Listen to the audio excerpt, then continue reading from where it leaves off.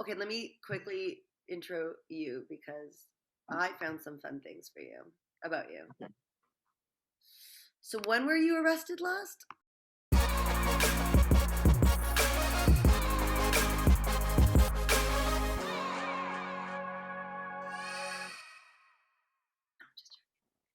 Oh, you really want to jump into that? It's been expunged. It has since been expunged, so technically it doesn't exist. We're getting to the goods right away. Okay. Hello. Yay! It's Come on. working. Woo! Okay. I'm here with Yoelin, who is an amazing songwriter, producer, composer, who plays four instruments, has a fur baby, spends his time between Chicago, Los Angeles, Nashville, has written songs for Days of Our Lives, How I Met Your Mother, The Kardashians, lots of games. What kind of video games have you done music for? Well, actually, it's interesting you bring that up. I mean, so I'm the director of music for this video game called Keys and Kingdoms, and it's like remember like Guitar Hero and Rock Band, where like you use like a fake guitar or like a fake piano. This uses a real piano in a video game, and so like to beat the bad guys, like the notes come down where the keys on the piano are, and you have to outplay the bad guy to beat the bad guy, and you don't realize it, but you're actually learning to play an instrument. It gamifies the learning process. So Keys and Kingdoms, that's the big video game, Okay, but so it's not available in Canada right well, now. that's my issue. So Yeah, I went on Best Buy. I'm going everywhere to find this. Can you just hook me up? I'll hook you up. You could be like, oh, that's a good idea. It'll be like you'll be the only person in Canada. I'm gonna put a banner outside my door. Be like Keys and Kingdoms. Someday Yeah, you'll understand. exclusively played here. So okay, so I feel, and then now you're a professor at Hmm. Elmhurst University in Chicago, Yep. That teaching. was yeah, yeah. That Right. was the excuse to move out of LA. Oh, I teach songwriting and film scoring and music business. love that. But I've mainly been teaching songwriting and film scoring. How long have you been teaching there for? Wow, like 9 years now, actually. I was Crazy. actually, yeah, even when I was living, like when I first got hired, when I was living in LA, I started teaching there in LA, like on Skype. So Wow. it was like way before COVID, so I already had my like Zoom Skype game going on way Holy back then. bro. So where's your favorite place to reside? If you had to pick one place to live, where would it be? Alberta, Calgary. I've never been there. Um, that's this is a tough question because like everywhere you go, there's a good and bad. Mhm. There's not like a perfect place. Like LA, it's love hate, and New York City, it's like love hate. In Chicago, where I live, it's awesome, but super super cold, and taxes suck. And then Nashville's probably like the happy medium. Nashville's good. I kind of gauge you as a genius. Is that okay? Is that like, That's fine. Yeah, I feel like that's a compliment. I'm not gonna fight you on that. Yeah. Um, so because you started quite young, because when I met you and we were writing songs together, and I think we wrote some pretty dope songs together. We should do like, Yeah, yeah. We definitely had good synergy. oh, you actually taught me how to sing. What? Oh, I'm good at that. I'm good at teaching people how to sing. Like people who don't know they can sing. That's one of my hidden talents. This other girl out here named Hannah. Hannah will. I'm bad with names. I forget her last I name. don't do names either But in cases. like I taught her. She's like I can't sing, and I'm like I could tell she could sing. So I taught like I can teach people really quick too. I've got like tricks. Um, and so I think I learned more tricks after I worked with you too. So in like one session, she was singing, and then like a few months later, she was literally winning singing competitions, Wow, like American Idol style singing competitions. And she was like playing professionally and singing professionally. that's amazing. That's yeah. I don't know. You're a very good coach and teacher, like from the beginning, like at a young age, I would say. And Thanks. what I love about how you worked with me too was that you're very direct. Like you go right to the meat of it. It's not like you're here to like I make you feel good, let me pet your head. It's like let's Hmm. like Juliana, you can't hear this sound. Like you're totally off key. It's this. and you keep Yeah. I would hit it. You're like, no, it's not there. Try it again. No, it's not there. Try it again. Yeah, I'm just like in the studio, like working on music and singing. So I'm just like all the bullshit goes to the side. It's just straightforward. Yes. It's got to be like this, do this, do that, and I try not to be like mean or something No. about it. It's just very matter of If you fact. can't handle a session with Lou, you can't handle this industry, okay?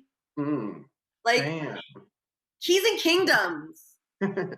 Yes. Yeah. That's my new jam. You probably, I mean, you're so versatile, but I feel like you always kind of like felt your best in pop rock. Am I Yeah. right? Pop rock. That's kind of that's Jam. my jam, my sweet spot. So let's go to the very beginning. Louis Yoelin was born in Chicago. Mm-hmm. Like, were your parents artists? Yeah. I think that's what really not just influenced, but kind of just ingrained itself in me from the time I was born. I think the real big ingraining influence was my dad's a jazz saxophone player. And like my whole life from the time I was born, he played bebop jazz, which is like the really like crazy ad-libby, like Miles Davis, John Coltrane stuff. Like that's what was always played in my house. And then my mom is a classical violinist, so she'd play violin to me when I was a baby. So I think that just like got absorbed in my head.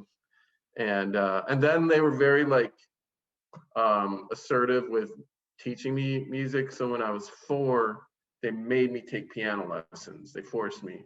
And like if someone forces you to do something, you generally push back and don't like it. But that like I just didn't really like piano lessons anyways. Maybe it was the teacher. But my like the room that my lessons were in, I was only 4 years old. She had in the corner of the room, she had a drum set and a Michael Jackson poster. And so like before and after the lesson, I would just stare at that Michael Jackson poster. Sometimes during the lesson too. I was just like, oh my God, this guy is like the coolest guy in the world. Like he looks so cool. And like so I love Michael Jackson was like my first love. And then drums, I would stare at the drum set was like the forbidden fruit because I'm like being forced to play this and like Yeah. looking seeing that drum set. I'm like, I want to do that. So then like I think 3rd grade, I got my first drum set and started playing drums. And that was like my real passion instrument, playing drums. But like that basis learning piano like was a good foundation. I'm glad they made me do it. And then like high school, I started learning guitar and bass and being in real bands and stuff. So And then music, like you just always knew you'd be in the music industry in some capacity? No. no, I mean, I've always loved music and had like an inkling for it, but there was a lot of times where I didn't know that that's what I wanted to do.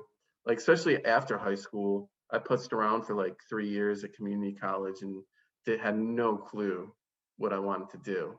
And then finally, like when I was 20, I decided to focus on music. So I went to undergrad for music composition.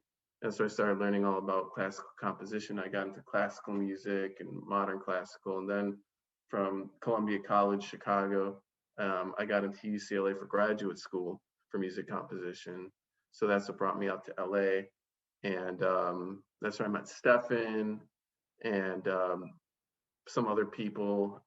And and then I stayed out in LA for 10 years, like after UCLA, and just pounded the pavement, worked my ass off, and became successful as a songwriter for TV shows Yeah, at a young age and too. I other would things. say like you were 27 or 9 or When I moved to LA, no, like when you started like pounding out like all this music oh, I for mean, TV shows. like it's kind of like I look at it as just like a gradual evolution. Like my whole life, like I learned to play these instruments. I was in these bands in high school. I went to school. I mean, I guess like right after I got out of UCLA is when I really started pounding the pavement. Because like right after I got out, that's like a lot of people when you get out of school, like when you get out of college or whatever, that's the first time in your life you're not in school anymore, and you've been part of this like foundation institution. Then bam, you're out in the real world. And I just felt like this super lull and this like what do I do now? You know, I've got to make it happen. I knew I wanted to write music for TV shows, but school did not teach me how to do that. So I just figured it out on my own. And so it was like '05, '06 Mhm. when I really started, and that was a pretty good time. I mean, the industry's always been really saturated and super difficult and competitive, but that was a few years before it got super, super saturated.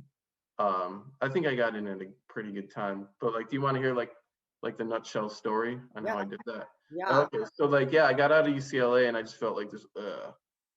Well, I gotta like make a living now. I was like going broke, had no money, and I loved I your little wrote. studio garage apartment thing. Yeah, I had my little. You were there.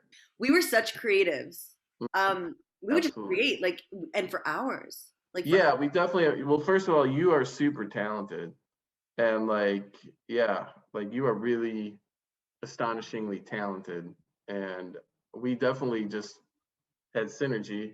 I mean, not to sound cocky, but I tend to have like good synergy with really talented people.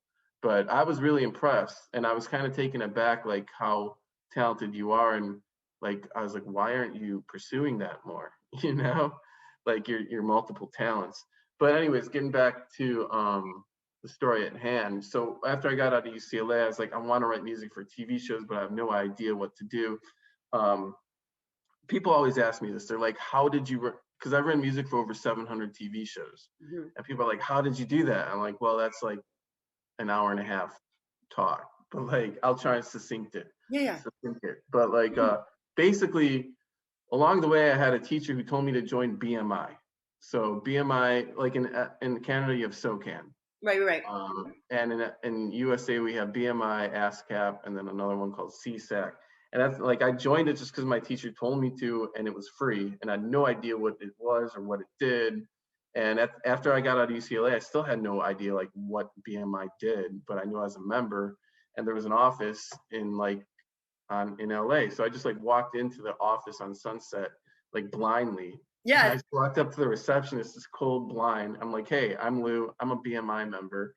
I just graduated from UCLA. I want to write music for TV shows, but I have no idea how to do it. Can you give me some advice? And she's like, yeah, hold on. So she went into the back room and came back out with a Xerox copy of music supervisors.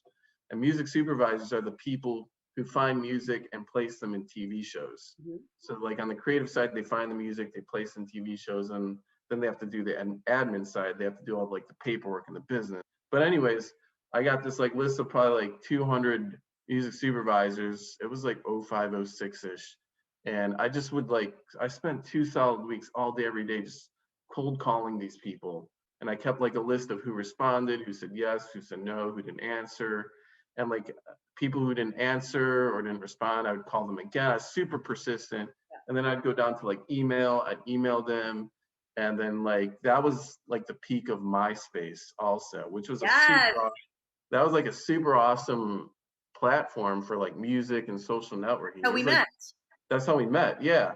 To this day, it's like the best social network for like music Like for that sure. I, Yeah. and so like music supervisors were on there. So I'd hit them up, they listened to my music. And like, there's a ton of rejection, probably like out of 200 people, 198 no's, but like two yeses. So from those two yeses, it's like a 1%, 0.5% success rate. But like from those two yeses, I got my first placements. It was a Disney Channel show called Life with Derek, and a soap opera, NBC soap opera at the time called Passions. Mhm. So I got paid up front, and then I got royalties in the back end, and like that was it. I was like so stoked, and it just snowballed, and that's kind of it. But like I will say, like like no one was doing what I was doing. I could tell no one was putting in as much time and work into the networking side and like the hustle side of like, I would just spend all day, every day emailing and like messaging people. And like there's so much rejection, especially with like starting out when I didn't have that validation yet, that external validation. So it was feeding into my self-doubt. So I had to like fight that. Yeah. So how did you fight that like self doubt? I'm taking these earrings out. I can't. Like we tried. Yeah, that's fine. You gave it a solid like 30 minutes. I That's really impressive. did try for you. I was like, I'm going Yeah, Lady Gaga, and then I'm like, I- couldn't do it. that's It's much not appreciated. Yeah. my shtick. So when How you did do I have do that it? self doubt, how do you? Yeah. Well, that's like that like feeds into my theory why a lot of like rock stars are like have like big egos, because it's kind of like a defense mechanism in the beginning. like I had to tell myself like I'm awesome and these people are idiots.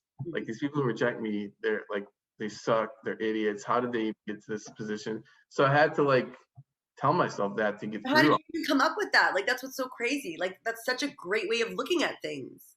I think it's just natural, like my natural ego.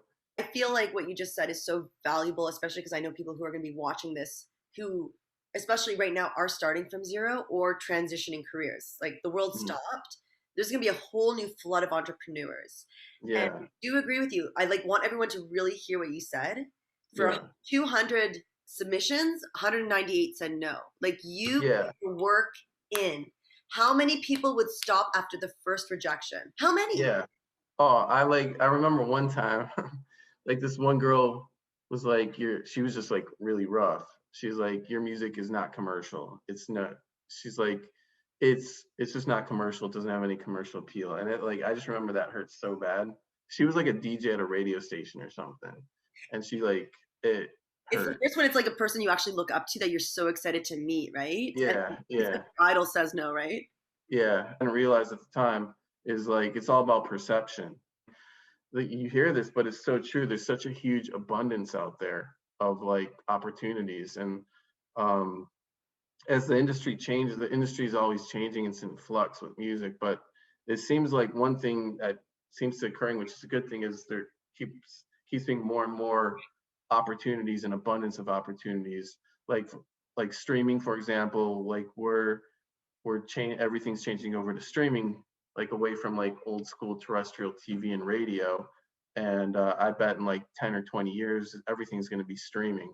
Like Netflix was the first big one, and now like all the big companies have their own streaming services. Disney Plus, um, NBC Universal has Peacock, and then there's Hulu. And um, and right now it's like streaming pays really bad for music royalties. It's really bad. But like on the other hand, it keeps getting more and more and more content. Like more and more TV shows keep getting made and more movies keep getting made, which creates more opportunities. And then eventually, hopefully, like songwriters and composers will be able to change the laws and unite and form like a union, and that we're able to make royalty rates reasonable. Right. And then if that happens, and then we have all this content out there with our music, then bam, we'll start making some pretty good some pretty good money again. So But it's there's always a silver lining. I mean, like when reality shows came out, it was just like huge growth of content, like way more reality shows. They need way more content, need way more music. And now it's like all these new streaming services, even more. It's like more content, need more music. great freaking Z. I love how we haven't even gotten into the questions, but Yeah. but then you say things and I think of things. So like, okay, did you use visualization as a technique when you were younger? Like getting all the notes, slap, like, did you see where you wanted to land as an artist? Could you Oh, see things? Did you visualize or like, what did you use as like your tactic to keep I've going? always I've always like been a daydreamer. Like I'm always imagining things. Mhm. Like I always am daydreaming. And like first grade, I remember like just zoning out in class and just daydreaming about stuff. And I didn't realize other people aren't like that. That was me in But grade 3 too. Did you think you had a bubble above your head and you'd be called out? pretty much, That yeah. was me too. Yeah. I would just, but I would be daydreaming, and then the teacher would call on me, and this still happens to me sometimes. I'd just be like, repeat the question because The I have day no idea. I'm not paying attention at all. Mhm. And like, I mean, I think that's the problem with school is that's people looked at that as a weakness, like attention deficit or whatever, not paying. But it was actually a strength because I'm actually imagining a lot of other interesting, cool things that I could be doing, Yeah. be productive with. You actually launched a band into semi-stardom. Like I would say pretty stardom. Like Valora? Yeah, Valora. Valora. Yeah. That was like, because Uh, were you on stage touring with them at some point? kind of. That was like it's kind of that's one of those coulda, shoulda, woulda stories, like which is probably like majority of them. But like we were really good, and me and Stefan met at UCLA, and we worked really well together. And then we found that girl Sydney on MySpace, and we started this band. We clicked, and we were all really good, and we were really good, and we were at the right place at the right time. Um, when that band Paramore came out, we were like female fronted hard rock, like melodic pop punky kind of like we were just at the right place at the right time, and we got signed to a major label in like less than 8 months Yeah. without ever without ever going on a tour, without ever releasing a record. It's just like that's how good we were, and also like the right mark. We were in the right place at the right time for that market. And at the time, Hollywood Records was like they were like the king of the music industry, because that was when like they had Hannah Montana and the Jonas Brothers, Miley. That was when they and the High School Musical. That was like the peak of those days, and that was all Hollywood Records. And so we got signed in the midst of that huge reign that they had. And then like again, not going into too much, but um, the singer made a lot of really bad business decisions, and she just kind of tanked the whole project. If that was where you were supposed to end up, that would have eaten up so much of your creative time to create. Like, imagine you guys went on tour. Yeah. You know, I just feel like, Well, there's a lot of details to that, but we worked it out where like I wasn't gonna go on tour with them, but I was still like a member of the band. right. But like they were they were signed to their eventually their manager was the same manager for Linkin Park, Hmm. and he was like a big prominent manager. And like I met with him, we had a discussion. He's a cool guy. He's like a cool normal guy. He's like a lot of you always hear about like the music industry having a lot of corruption and a lot of drama, and he's like it's just people that make bad stupid decisions. Right. You know, it's I not think that everyone's trying to navigate. I think the crazy thing is that really it is you're being kind of thrust into this fictitious world, and if you don't go in with a really strong sense of the business of it, which nobody yeah, really understands the business of it, and right. so who you are as an artist at 18, oh my God, I still don't even know what's happening in my life, and I'm not even 40. If you don't have a good natural business on your shoulder, I can see that getting lost in like the fantasy of it. Honestly. And at the end of the day, it's a business. Yeah. Like the really good, successful people have like a whole like formula.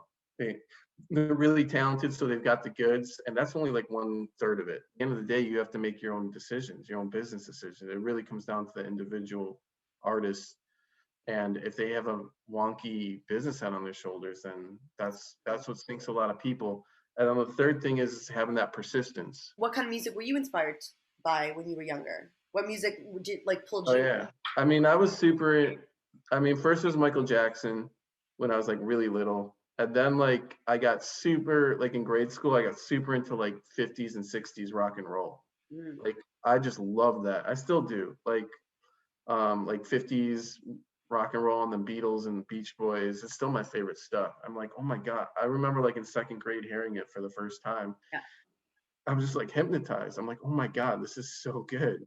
Yeah. And then like high school was like punk rock and heavy metal.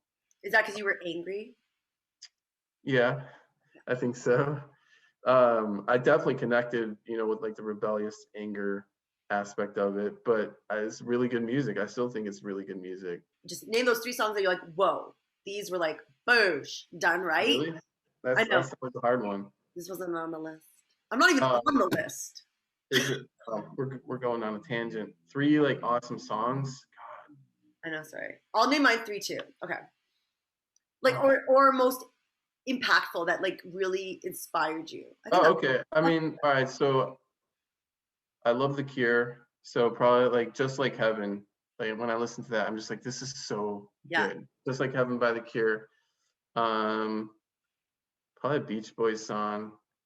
Don't Worry Baby by the Beach Boys. That still hits me as like, oh my God, this is so awesome. And Don't Worry Baby. Is that one? I don't know what yeah, that's it. That's it. Yeah. I don't know. Probably got to throw out some other genre here. Go more contemporary. Something more relevant, like now. Like newer, like nowadays. Mm. The Oceanized by Billie Eilish, I think, is a fantastic song. Yeah, that one was a good one. I was gonna say for me, I was really into the Four Seasons, Frankie Valli and the Four Seasons. Yeah, love them. Like, every time I hear that, literally inside my stomach, it's like, what is happening? It's like Yeah. pure magic. Well, Four Seasons were before the Beach Boys, so like the It was Beach Boys were super influenced by the Four Seasons, and like the Four Seasons were before the Beatles too. They were like Four Seasons like don't get enough credit for how influential they Oh were. my God. And for, Frankie Valli to be singing in falsetto. He's so good. Yeah, And like they're awesome. amazing. It wasn't even like weird. It was like amazing.